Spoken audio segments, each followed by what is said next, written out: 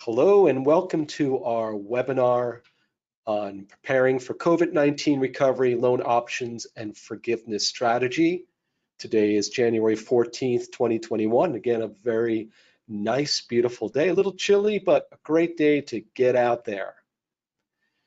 Of course, our webinar is powered by Sachs LLP, Sachs Wealth Advisors, and S2 Solutions, which is our newest addition, our technology arm of the firm.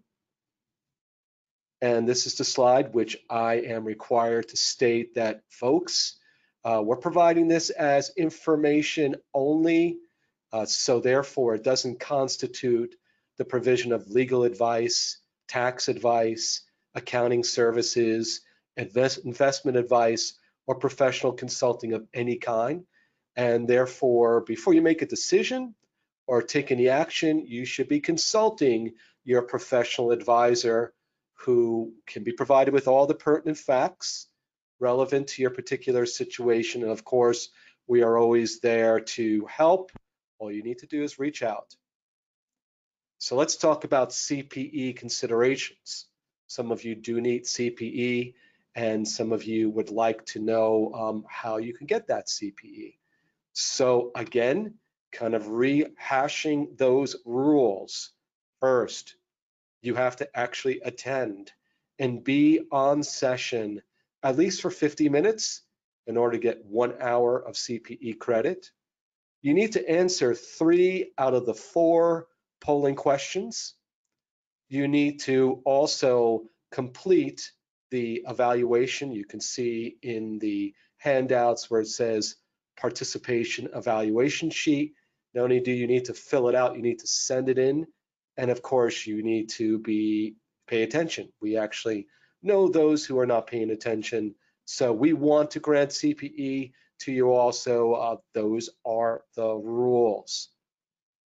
And here are your presenters, myself, Todd, Josh, and Steve. We are been presenting since, I believe, April 1st of 2020, and now we're in a new year. And also like to introduce to you the other members of our recovery task force: Angelo, Melissa, Amanda, Julia, Matt, and there are others too who are really working behind the scenes to help in answering questions and also getting those PPP loans processed through the forgiveness portal that we've been sharing with you over the past weeks. So, today's agenda, real exciting.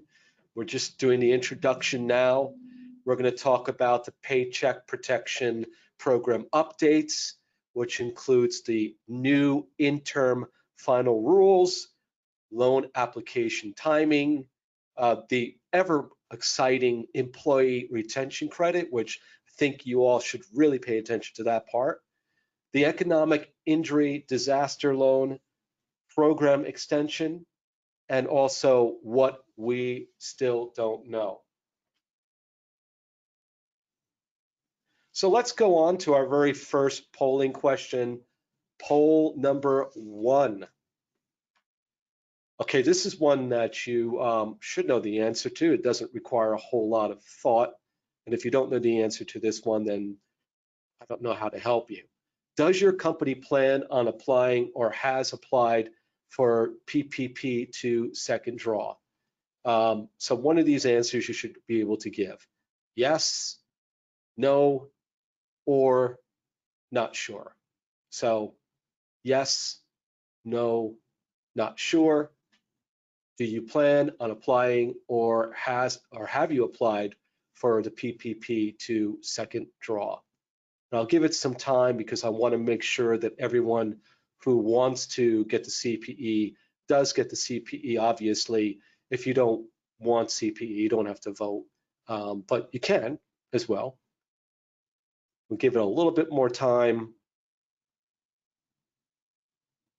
All right, I'm going to count down. 5, 4, 3, 2, 1, and let's see what the answer is. So far it looks like the answer is 53% of you are saying yes. with another 22% saying not sure yet. So that's a good number. That's 75% of you are either going to apply or you're thinking about applying for this second draw of PPP. Okay, so let's get into the whole Paycheck Protection Program update for you. I'm going to take the first part of this. So, a little background information.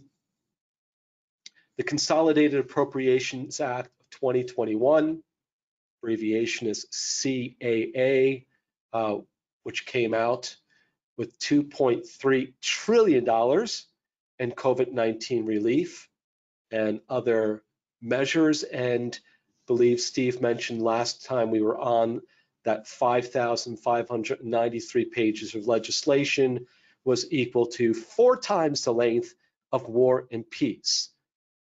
I'm not quite sure who read that all overnight, but if you want to try reading that, more power to you.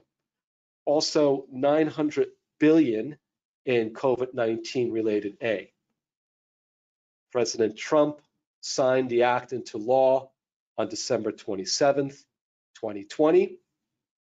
Title III, Division N, is the section, relates to economic aid to hard-hit small businesses, nonprofits, and Venues Act, and it includes provisions related to the first draw and the second draw Paycheck Protection Program loans. So on January 6, 2021, the SBA, in consultation with the United States Treasury Department, well, they went along and released 2 new interim final rules. We love the IFRs, and the first IFR is the Business Loan Program Temporary Changes, the Paycheck Protection Second Loans, and the second one, IFR number 2, was the Business Loan Program Temporary Changes, the Paycheck Protection Program as amended. So let's get into the first final rule, interim final rule. It's purpose and key terms. So this particular IFR was 42 pages long, and it implements the key provisions of the second draw PPP loans. So this is where you're looking, if you're looking to apply, use 75% for a second loan. Key terms, similar to the first round of the PPP loans, the key terms include it's 100% guaranteed by the SBA. There is no collateral or personal guarantees. It is a 5-year loan term, 1% non-compounding, non-adjustable interest rate, and the requirement is that you must have been in operation as of February 15th, 2020. Borrowers may take only 1 second draw PPP loans, and the funds must be dispersed within 10 days of the loan's approval. The covered period to make the loans was extended from December 31st, 2020 to March 31st, 2021, and this applies to both the second draw and also the first draw.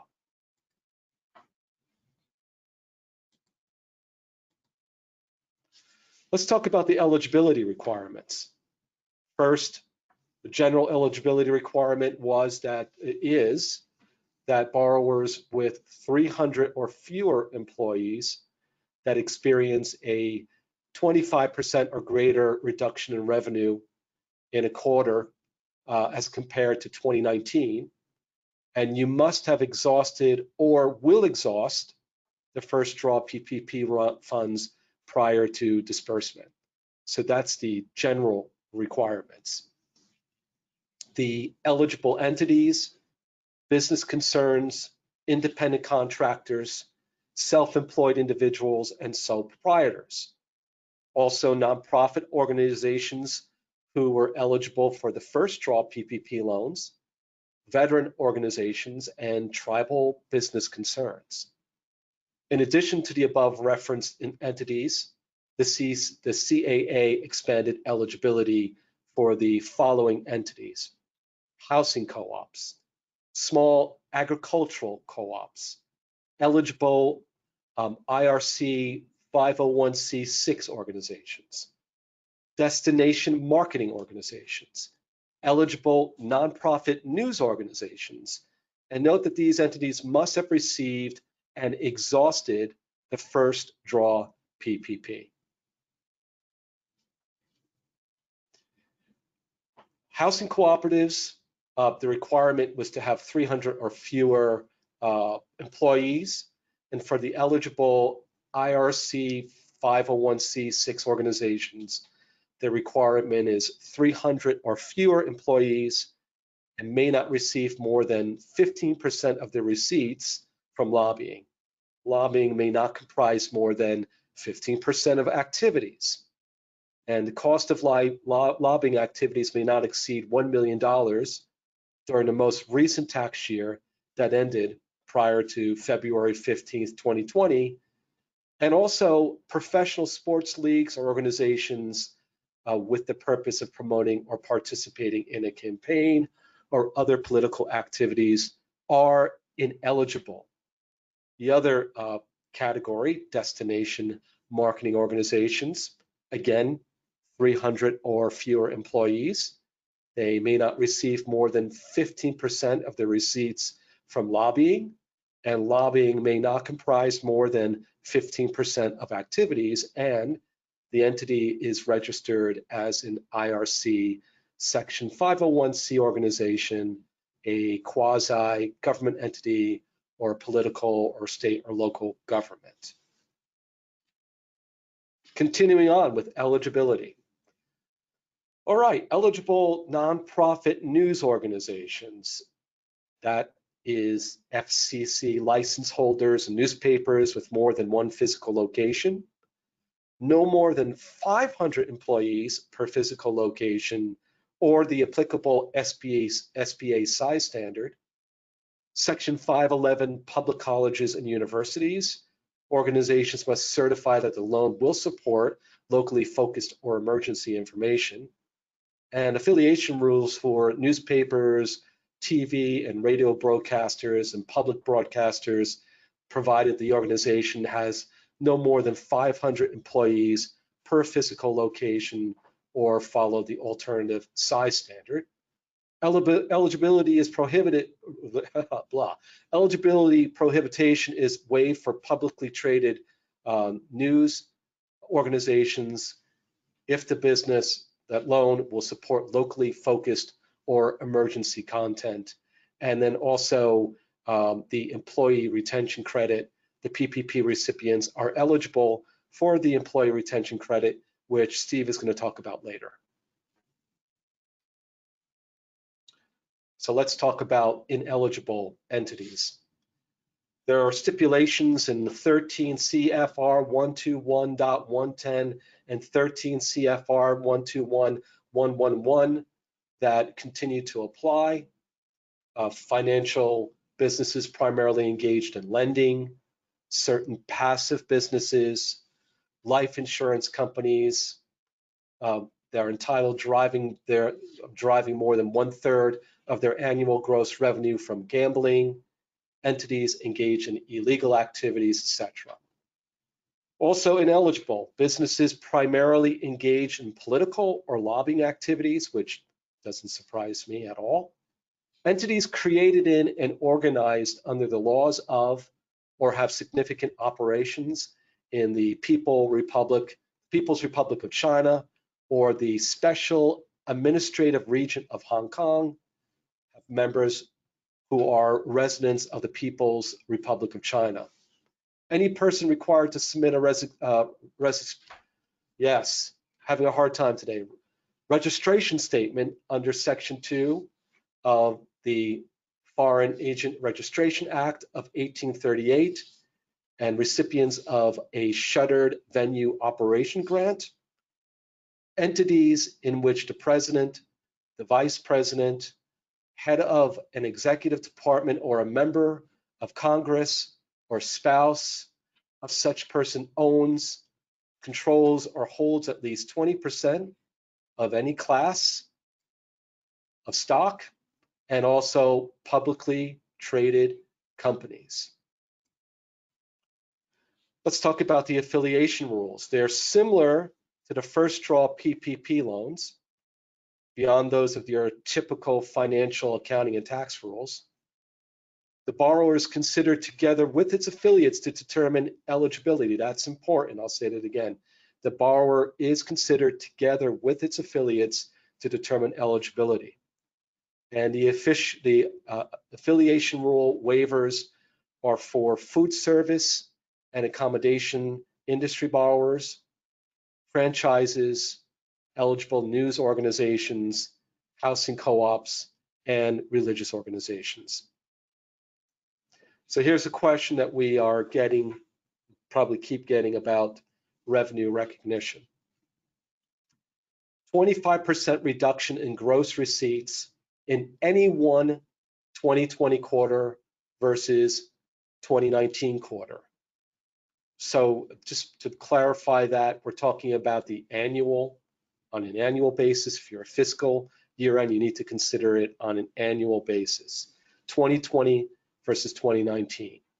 Borrowers and operations for all of 2019 may use an annual 2020 versus 2019 analysis, and you will be required to submit some type of information to substantiate the reduction, probably your annual tax forms. Borrowers that were not in operation for all of 2019 are provided with special comparative standards. Applicants that commence business during Q3 2019 or Q4 2019, the requirement is that any 2020 25% quarterly receipts decline as compared to Q3 2019 or Q4 2019.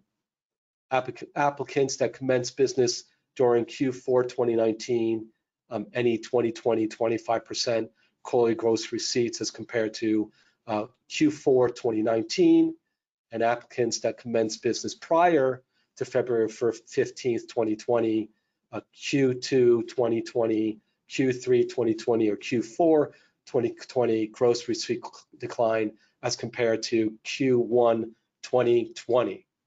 That was a mouthful. So let's talk about the definitions. Gross receipts defined.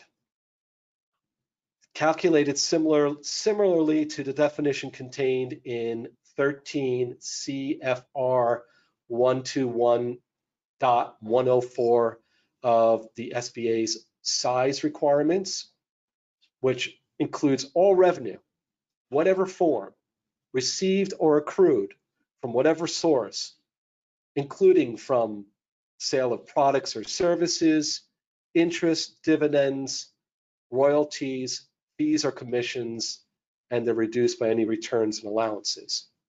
It's calculated under the borrower's tax basis method of accounting.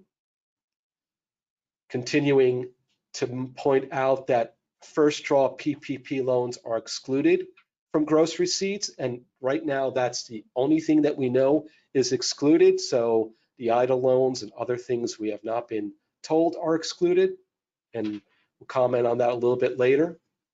Gross receipts exclude net capital gains or losses, taxes collected for and remitted to a tax authority if included in gross or total income, like sales tax, and proceeds from transactions between a small business concern and its domestic or foreign affiliates. Gross receipts of a business concern with affiliates is calculated by adding the gross receipts business concern with the gross receipts of each affiliate. So pay attention to situations where business concerns were acquired or divested of anything of its measurement, not just post-acquisition or post-disposition. Nonprofit organizations, veteran organizations, IRC Section 501c6 entities are eligible marketing organizations to calculate your gross receipts pursuant to IRC section 6033. So that's the Internal Revenue Code. So that's the first section, which has to do with the reduction in gross receipts. So let's go to poll number 2 for CPE. Has your company applied for PPP loan forgiveness yet? 4 answers here. Yes, and it has been forgiven. No, no but will, and the one is we did not get the loan. So yes, and it has been forgiven. No, no but will, and the last one is did not get the loan. So your chance to answer that right now, we have some votes in. We'll kind of keep it open for a little bit longer. We have about 40% in at this point. So cast your vote to see who actually has applied and who has been forgiven. A little bit more time to get the votes in.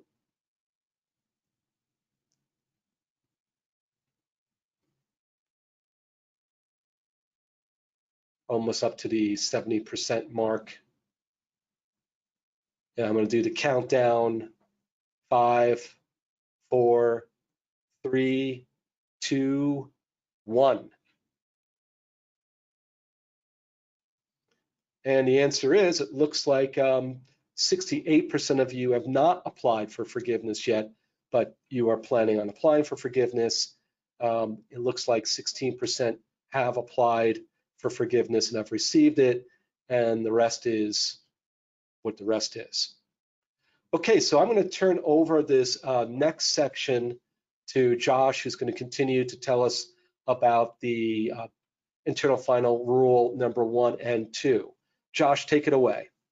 Thanks, Todd. Good morning, everybody. So just continuing on with the interim final rule 1. So the maximum loan amount that any individual business can receive is $2 million. If you remember back to the first round, it was $10 million. That number has since been reduced in order to be able to grant more money to more businesses. So that's an individual entity. We're going to talk about what a corporate group is and what those loan amounts are in the next slide or two. So similar to the first round, the loan amount is based on payroll for almost everybody. It's going to be the 2.5 times the average monthly payroll costs, and you have the option to use one of 3 calculations. The first is calendar 2019. The second is payroll for the calendar 2020, or the rolling 12 months prior to loan disbursement. So again, similar to the advice that we gave when applying the first time, is look at the payroll that gives you the biggest loan potential, and that's what you put forward. So as I mentioned before, almost everybody will get 2.5 times. Well, the borrowers in the food service and accommodation industry will be eligible to get a loan equal to 3.5 times this average monthly payroll cost. And how that's defined is if you have an NAICS code that begins with the number 72, that's how you're classified for IRS purposes as a food service or accommodation industry. So if you are applying, you may have to submit your tax return to demonstrate to the bank that your business is within that industry. So there are different rules for seasonal employers. So if you're a seasonal employer, you can use payroll costs for any 12-week period from February 15, 2019 through February 15, 2020. And just to give the definition on what a seasonal employer is, so if you operate 7 months or less in any calendar year, or during the preceding calendar year, you had gross receipts for any 6 months that were not more than 1/3 of the gross receipts for any other 6-month period, that qualifies you as a seasonal employer. So also too, if you were an entity that did not exist during the 1-year period preceding February 15, 2020, but you were in existence on February 15, 2020, you would use the average monthly payroll paid as of the application date. If you're a farmer or rancher, there are other means to compute the loan amount. I don't believe we have any of those on this call, so we'll go to the next one.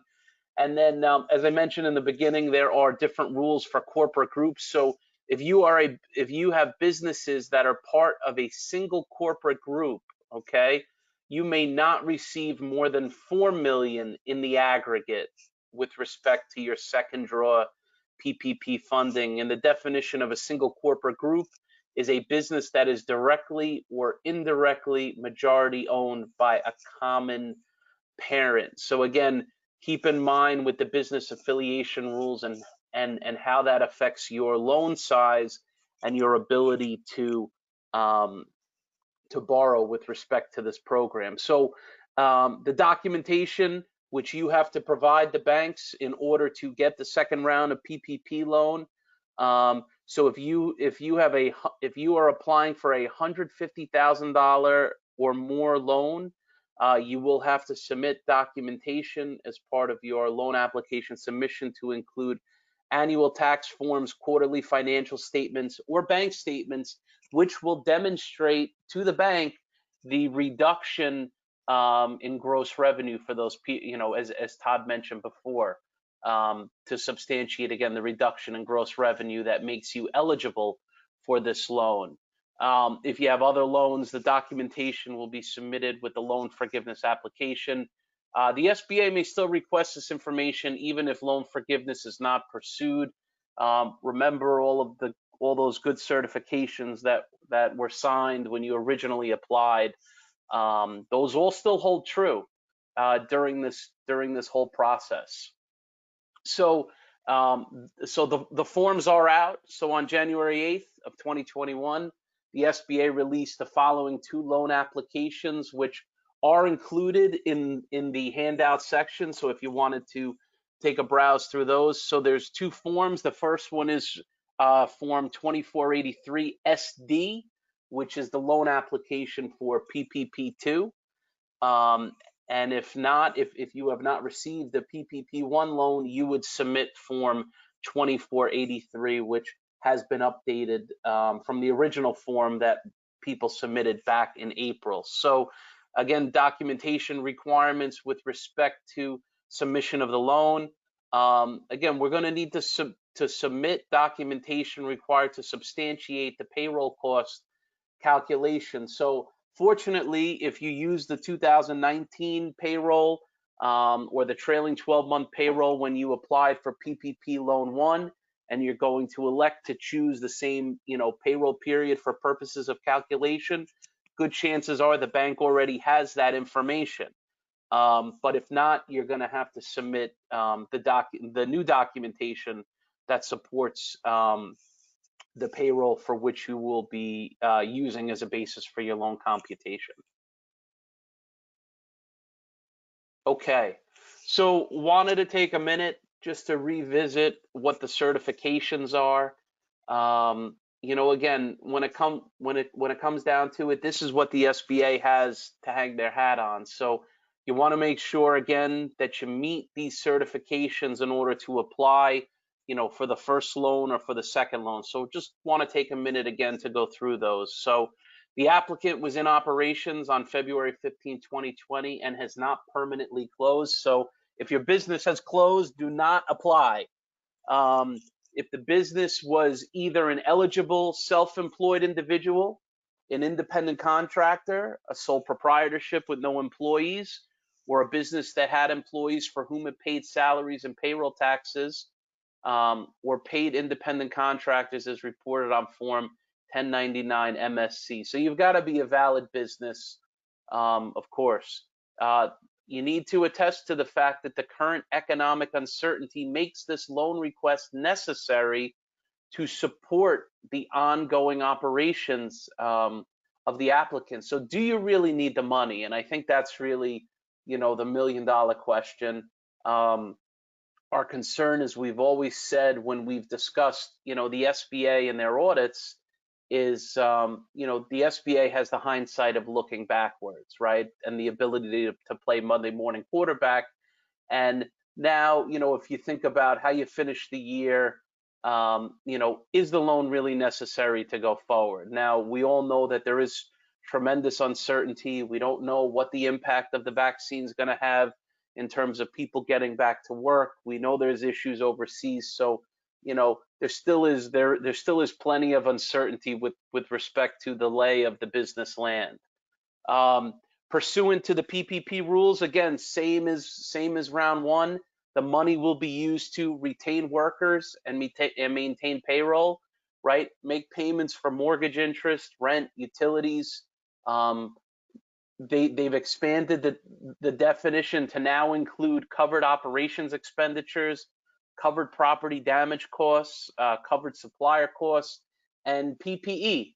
And the formula is still the same. 60% of the loan has to be spent on payroll and 40% non-payroll. Similar, the borrower, if required, has to provide support to the SBA and the lender with regards to their FTE employee count. As we know, that is one of the factors as to reduction of loan forgiveness. So still very important to maintain those FTE counts, as that will become important again as you apply for forgiveness, not only for round one, but for round two as well. You cannot have a duplicative loan, meaning an entity cannot have two PPP loans. You cannot apply for two PPP loans at the same time. And the applicant has not and will not receive a PPP2 loan and a shuttered venue operator grant at the same time. So certifications, in addition, the president, the vice president, and the head of an executive department or a member of Congress or the spouse of such person as determined under applicable common laws does not directly or indirectly hold a controlling interest in the applicant. Remember, pulling out the political affiliation here. The applicant is not an issuer of securities as follows. And again, as we've said all along, the borrowers knowingly make false statements could face severe legal consequences in all this. And if you remember back, the SBA has given itself 6 years to go back and challenge these applications. So, okay. So the IFR number 2, just some general points here. So for the most part, the 82-page IFR number 2 consolidates the existing rules into a single point of reference. However, there was some additional information, some new information regarding eligible entities that Todd had mentioned before. We'll go to the next slide. And just some new information with respect to increased loan amounts. So with respect to partnerships, if you submitted a loan and you did not include eligible partner compensation because they may not have, because in all likelihood they weren't paid on a W-2, you do have the ability to go back and ask for some additional funding there. With respect to seasonal employers, if there were seasonal employers that received a PPP loan before December 27, 2020, they're eligible to receive an increase in funding. If the expansion of the seasonal employer period to any 12 weeks between February 15th, 2019 and February 15th, 2020 would allow for a larger loan. And then just some other comments with respect to other borrowers. So if you did return all of the PPP loan, initially the borrower may reapply if the borrower is determined to be eligible. If the borrower returned a portion of the money, they may reapply for an amount equal to the difference. And if the borrower did not accept the full amount of a PPP loan for which it was approved, the borrower may request an increase in the amount of the PPP loan up to the amount previously approved. So again, remember your situation, as everybody's situation is different, and see what opportunities there could be for additional funding. So there were some dates announced. January 11, 2021, community financial institutions making First draw PPP loans were open January 13th, 2021. Community financial institutions making second draw PPP loans are now open. January 15th, lenders with under $1 billion we expect to be open, and then beginning January 19th, probably the rest of the banks will start to be open. But again, if you do have an interest in applying for this money, get in touch with the bank now and make sure you are on that list. So as it says here, contact your lender advisor as funds are limited. And then as referenced above, again, make sure you submit the right application depending upon the type of loan that you are applying for. So at this point, I'm going to turn it back to Todd, who's going to handle poll question number 3. Thanks, Todd. Thank you, Josh. Okay, poll question number 3 for you folks who are looking to get CPE. This is a favorite question of ours. In order to get CPE on this webinar, you must stay on for a full 50 minutes if you're going for the 1 credit CPE. Answer 3 of the 4 polling questions. Return the evaluation form, and the last one is all of the above. So we'll open the polling right now, and you can start polling, and we will take it from there.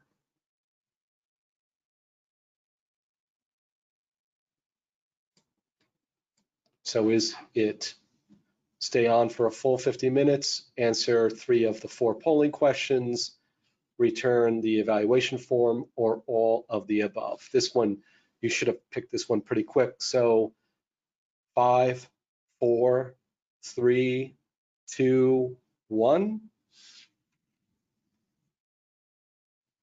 Very good. 89% of you got it right.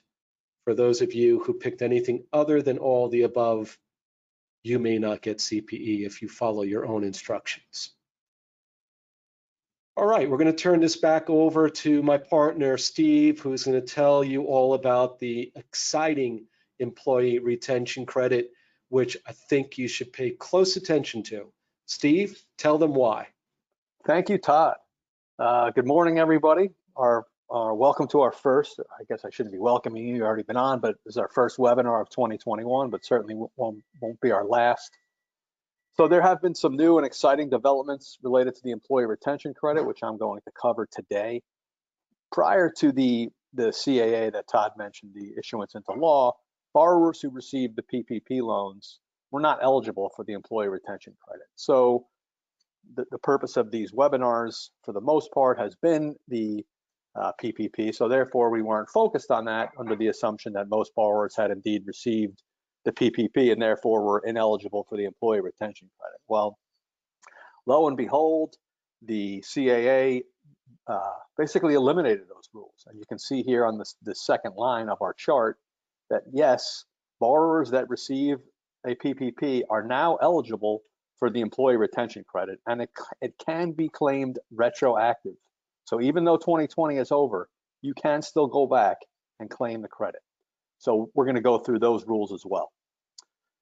So first of all, though, an eligible employer, and this definition has not changed in the old employee retention credit or the new one being for the period from January 1st, 2021 through June 30th, 2021. It has been enhanced for that period. But basically, you need to have a full or partial governmental suspension of operations or a significant decline in gross receipts. And we'll go through those definitions in a minute. A full or partial governmental suspension, that really is a facts and circumstances driven item depending upon whether you've actually been ordered to close and your work has been interrupted. Just because you decided to close due to worker safety and protection, if you weren't actually ordered by the government to do so, that actually does not count. But a significant decline in gross receipts, which for the period from March 12th, 2020 through the close of 2020 is a greater than 50% decline when comparing a quarter in 2020 versus 2019, where it's been loosened, as you can see, for the 2021 for the first 2 quarters, as you're only taking a 20% decline versus between 2021 versus 2019. But it is important to keep in mind that while you can claim both benefits, you cannot include the same wages in there. And we're going to get to that in a moment as well. But again, that's why we say no double dipping. But hopefully that you will have enough spend so that you can potentially claim both. So the credit per employee is 50% for the 2020 employee retention credit versus 70% per quarter for the 2021 credit. So, and you see here the line below that says the maximum wages. So for the credit for the 2020 year, the maximum eligible wages are 10,000. So if you multiply the 10,000, and as long as that's paid in any given quarter, that's it. You're going to multiply 10,000 by 50%. You get to the 5,000 per year, which is listed here on the last line. So, and we're going to go through some numerical examples as well. But the 2021 credit, which again is available for the first 2 quarters, has been enhanced. So if you're paying eligible wages to a worker, you look at it on a per quarter basis. So 10,000 per quarter times 70%, which would get you to the 7,000 number listed here, and you could count that twice. So if you're thinking about this from an overall perspective for the 2020 credit, you're looking at 5,000 per year versus the 2021, where right now it's 14,000 per year, and that you multiply 7,000 per quarter times 2. Is it possible that this thing gets extended and covers additional quarters? Who knows? Let's hope so. If the circumstances dictate it, we're again hoping for a recovery here, but we understand that businesses are suffering and we will act accordingly, and something we will definitely be paying attention to. So on the next slide, we see here that qualified wages, and this is a very important point. If you had 100 or fewer employees, this in the 2020 year, this essentially is all wages that you were paid from March 13th, 2020 to December 31, 2020. So this is an important thing to consider, whereas if you're considered a large employer, which is more than 100 employees, and you need to consider it's not just your one organization. There are fairly dense affiliation rules associated with specific Internal Revenue Code sections 52, 414. So it's not quite as simple as just looking at your organization. But if you have over 100 employees, if you're over that threshold, then this is basically when you're paying employees that are not providing services. So essentially the employees were home, but due to the circumstances, you decided as an organization to pay them anyway. So that demarcation line for 2020 is that 100 employee threshold. And that's very important because if you're below that, it makes the exercise significantly easier. If you're above that, then you have actually have paid employees despite the fact that they weren't working. Well, the 2021 credit, as we can see, they actually got a little bit more generous and raised that threshold from 100 to 500. So employers with now over that 500 threshold are looking at that the payment of wages when they're not providing services. So there's more room under the credit. And just because you didn't claim the credit in 2020, you can still claim it in 2021. It's not like those PPP loans where in order to get the second draw, you have to get the first draw. It's not like that. So it's looked at on a per quarter basis. So definitely some benefit available here. Okay, on to the next slide. How do I claim the credit? Well, there are a number of different ways to claim it. Form 7200 for an advance payment. It's a specific IRS form, or on your employer federal, your quarterly payroll tax returns or your amended returns if you're going to have to go back in time. So basically, there is an opportunity, as I was saying, to retroactively claim these credits for 2020. So if you're going to do that, you're going to look at your Form 941X. And for those of you who use an external payroll provider, your Paychecks, ADP, so on and so forth, just contact them if you think you're eligible. And even before you get to that, we're happy to help you. Your provider's happy to help you. This is definitely, as Todd was saying, a significant benefit to look at retroactively, and where you can actually still potentially get 100% forgiveness and get an employee retention credit. So just some other items to keep in mind. If you're claiming the work opportunity credit, you cannot double dip there at all. And any qualified sick and family leave wages, this is under the Families First Coronavirus Act. If you had claimed those benefits, that was either your up to $5,110 or $2,000, depending upon how you had paid employees that were impacted by COVID. That those wages aren't included as well. So the whole double dipping is kind of mentioned here as well. And something that's very important as well, the credit is included in taxable income. So one of the things we had been paying attention to related to the PPP was the fact that the PPP expenses now have become deductible, which is a huge boon for everybody. Here, if you're going to claim a credit, you do have to reduce your wages, the corresponding amount of wages. So while you are getting $1 back, you are still going to have to pay tax on that income, but it still is a benefit. I mean, you're getting $1, but you do have to pay an additional, if you think about it, at a federal rate of like 30–40%, but still, you're going to have the $1, you just have to pay tax on it. So it's certainly worth it. Some other things to keep in mind in terms of when you have a significant decline in gross receipts, and the first two bullets here are listed for 2020. I think this would apply for 2021 as well, but we'll have to see. So what this is basically saying is that if you had a reduction, if your gross receipts reduced by more than 50% in a quarter, you don't have, those quarters are eligible until the end of the following quarter in which you've gotten to 80% or more. So basically, if you had a reduction in Q2, then even if you got back to above 80% in Q3, the wages that you paid in Q3 are going to be includable as well. So there's a benefit there.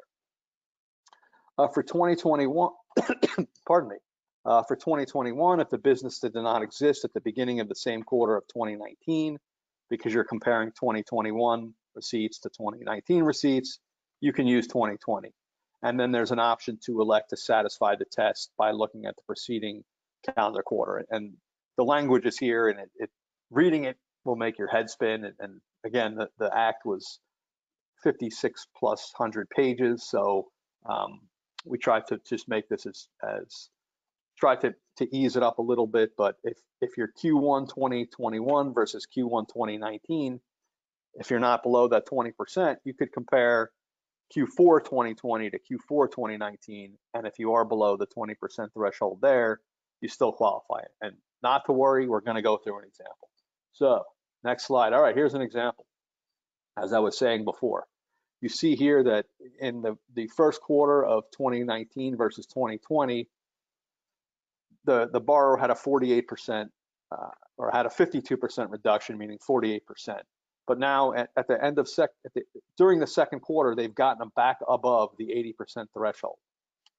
Well, in this example, the wages for Q1 and Q2 qualify because, as I said on the prior slide, and we do send out the slides so you can look at it again, you get in the quarter that you had the reduction till the end of the following quarter in which the 80% threshold was restored. So I get it, it's confusing, reach out, we can help you, but that's generally the rule. So basically, if you get one quarter, you're going to get at least two. I would kind of look at it that way. Okay, on to the next example. So this is with that example I was talking about in 2021, where you see that the borrower's 2019 versus 2021 receipts in Q1 were 85%. So you say, wow, I'm out because I had to get below the 20% threshold and I'm not there. But hold on, you can go back to the immediately preceding quarter and compare those.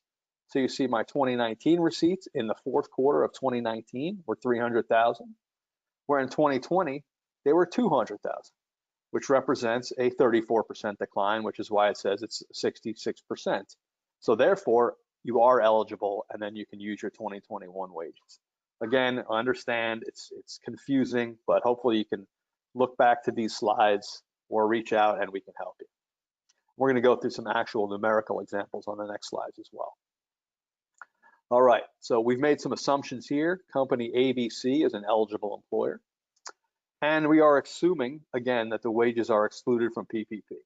So, if you take nothing else away from here, remember, no double dipping, and the credit can be applied for retroactively. That's your starting point at the very least. But basically, this is showing that in this scenario, employee number one received a total of $25,000 of wages from Q2 through Q4. You see the 8, the 7, the 10, and you just go over and you add up the wages. Well, if you recall, what I said was that it's a combined accumulative amount of $10,000 in wages. So while employee number one did receive $25,000, only the first $10,000 of the wages qualify. So we see employee two satisfied that threshold at Q2. Employee three was only paid, employee three satisfied that threshold at Q4, and employee four never got over the $10,000 threshold. So this borrower would add up the wages, excuse me, up to the eligible amounts by quarter, multiply it by 50%, and file for looks like they'd have to file a number of different amended returns or potentially claim the credit because the Q4 payroll returns haven't been filed yet. So you can see that there is some benefit here, obviously, to going back, filing amended payroll returns, including it on your Q4 return or potentially even getting it advanced. So there's definitely some benefit here. And hopefully this borrower was also eligible to get the full PPP forgiveness as well. Okay, on to the next slide. So this is kind of the same thing, only you see here that the credit is essentially enhanced. So employee number one, their eligible wages are going to be basically the 10,000 paid per quarter, but it's going to be limited. So they get the 70%, which gets you to your 38,500. The employee, again, it's the same thing because you're limited to the 7,000 per quarter. That's how each employee, essentially we arrived at that amount. So again, you can claim a credit here, but it's 70% per quarter. So you see the benefit is much larger in the 2021 year.